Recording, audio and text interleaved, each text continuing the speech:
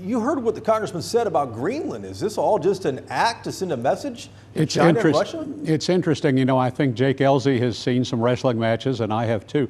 And we know that Donald Trump and a lot of his style and a lot of his planning comes from his history. I'm not kidding about this. In wrestling, his hiring the wrestling owners to work in his administration.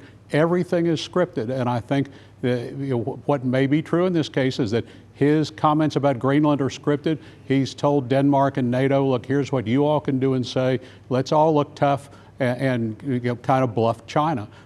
He's done this before. You know, he sat down, one of the books from the last administration, he sat down with North Korea and said, okay, this is what you can say and look tough, and I'll say this and look tough, and we'll all look good to our people. And it seems, though, on the outside, though, Natalie, the temperature is still pretty hot on this. The temperature is still pretty hot on this. I think Americans are certainly divided. And then talk to or listen to the residents and officials out of Greenland. They have made it very clear that Greenland is not for sale. They want control of their future. So to Bud's point, this does sound pretty scripted, but I'd really like to know what outside threats from China and Russia that the administration may not know about that have an impact on Greenland, because we're not seeing a whole lot of specifics about that. Right now, we're just hearing, please stay out of Greenland from those there. And Abby, you talked to a lot of members of Congress. What are you hearing?